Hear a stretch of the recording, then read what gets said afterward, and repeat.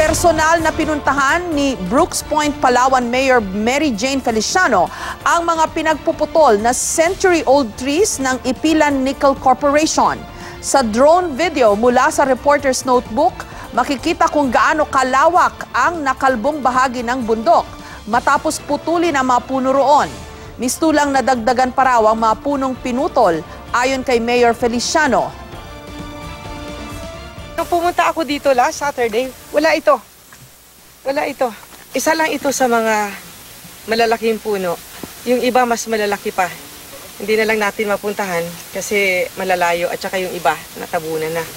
Nauna nang iginiit ng alkalde na iligal ang pamumutol ng puno dahil Disyembre pa nung nakarang taon, nakansela ang ECC o Environmental Compliance Certificate ng Minahan. Depensa naman ng Ipilan Mining, walang naging tugon ang DENR sa kanilang inihaing motion for reconsideration, kaya ipinagpatuloy nila ang pagpuputol ng mga puno. Wala pang bagong pahayag ang naturang kumpanya kaugnay na mga punong pinutol sa Brooks Point.